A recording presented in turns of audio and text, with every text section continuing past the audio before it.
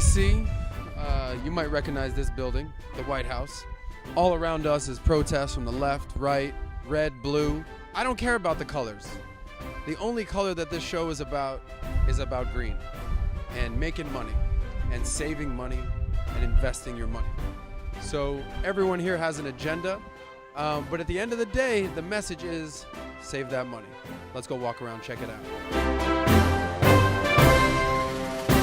What's the American dream? Elaborate on that, if you will. The American dream is to be able to have a career, have a retirement, and just live on after your golden ages. And enjoy your retirement. We're here at a rally with our friend Donald Trump and our new friend. What's your name? Hi, my name is Sapna, and he's not my friend. He's not your friend. What happened? You broke out of jail? What's the deal?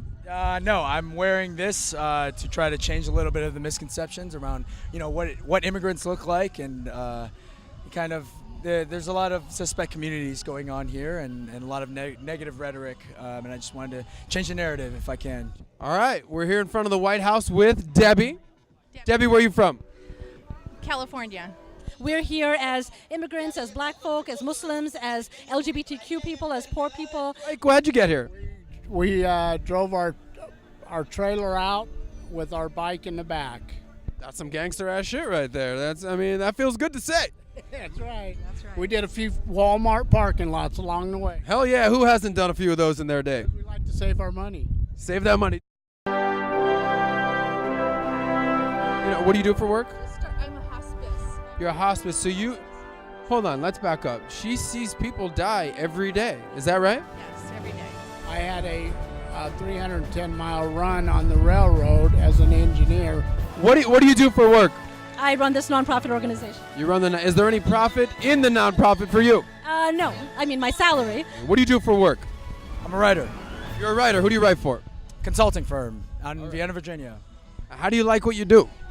I like it. I get to do what I love to do every day, and it pays the bills. Millennials, and I hire a lot of them. I would just say, just do what makes you happy and work hard. You don't have to like your job, but you do have to work. Do what you need to do to make the money, put it away, save it, and, especially if you work 9 to 5. After 5, your life's yours. But before that, get a job, work. Let's talk about loving. You get to do what you love to do. Is this what you want to do the rest of your life? Writing. Yeah, writing for me is a means to an end, but it's also a process that gives me joy and that allows me to, stretch my boundaries as a human being. So. Well, first, they need to learn they have to pay their dues. Work hard. Get a job and work hard. What happens if they don't want to work hard? Well, They're not going to make it.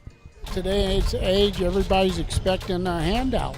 They want everything given to them, and that's not going to work. You need to get a career, find something that you like to do, and just work hard. Try to save the money you can, and be smart with it. Money is really an outcome of doing what you love. And when you do what you love, then you don't feel like you work every day, and you feel like you're just carrying out your mission in life. And so you should have some principles with money. What's so important about saving money? A hot water heater goes out. and A furnace goes out. The message that I'm hearing from you is shit happens. And make sure you have some money saved away for a rainy day, or else you might not have enough money to pay for whatever that shit was that happened. You think most millennials know about that kind of stuff? And I can't speak for, most millennials. Best guess, dude. I mean, yes, I do believe that most working millennials understand the concept of saving for retirement. First of all, I would consider money a blessing, that it's not a right. It's just something that comes from working, and there again, if you do what you love, then it doesn't feel like working. But the principle that I have is that you should save money. So maybe pick a certain amount, whether it's 1% to 15%, but put it away and plan for your own retirement. Don't plan that somebody's going to take care of you. Because nobody's going to take care of you. We know that, right? being a nonprofit, being someone who's not necessarily concerned with money as their foremost objective, what advice do you have to young people about saving money? So I know now it's a lot harder when you're almost 40 to like try to figure out how to save money. So definitely something that you can start today is putting aside a little bit of money. And I think today more than ever, because we can see that the federal government is cutting more and more and hurting working class people more and more. What happens if they say, no, I like to party, I want to go out, I want to travel, I have the rest of my life to do that, I'll deal with that another time? What would you say to them? That's a choice. And it may not be a great choice, and maybe when you're a little bit older, you'll have a different mentality about it. But as I said, if somebody can learn early those principles to live by, then they're going to be better off. What advice do you have for your fellow millennials when it comes to saving money, spending money, investing, the whole thing? To live within your means, and to just be realistic about your spending, your saving, your investments, and just living within your means. And the stock markets and everything, if you're playing the stock market and you don't know what you're doing, you're going to lose it. What do you know about the stock market, or who taught you about investing and that component? I put all my money into an investment firm and let them take care of it because I don't know anything about it. So you know enough that you don't know enough, and you get someone to go ahead and help you with your money. That's right. I know enough to take $200 to the casino, and if I lose it, then to walk away. That's it. What do you play at the casino? What's your game? Blackjack. All right, we're great minds think alike. And give money away. How do you give money away? What do you mean? There's opportunities every day to help someone, and if somebody needs help, you might not consider it a loan, but you might consider, hey, I'm in a good position and I can help them. And so just be generous. Being generous is a lifestyle, and it's something that brings you happiness. So you should be generous. So what does it feel like not being a capitalist, not being someone concerned with money, but living in a country that is capitalist, and that's not changing probably anytime soon? So how do you justify that thought process? I mean, it does make me want to fight for it even sooner, right? Like I identify as a socialist from the perspective of I think everyone should be able to have equal access to the public goods that this country has.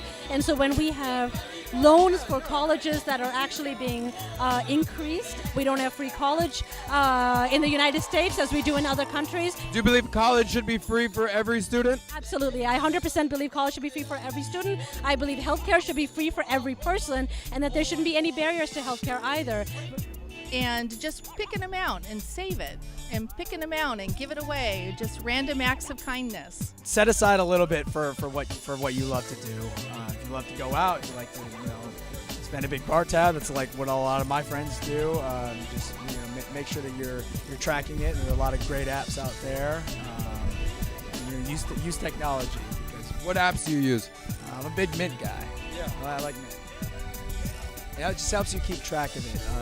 We're not in the age of pen and paper anymore, so so there's a lot of great digital tracking tools so you can keep yourself on track.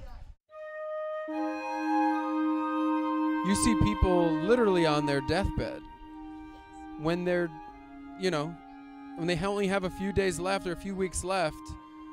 What message, do they ever try to convey a message, or what do you take from it? And I doubt it's, where's my money at? Like, what are they saying? I've worked with hospice patients for over 20 years, and what I've learned is that people die the way they lived.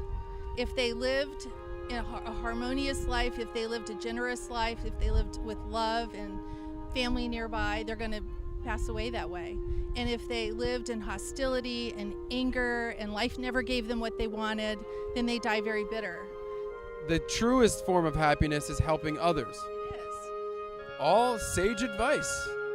From where are you from again? California? You got the good California vibes. That's what's going on here.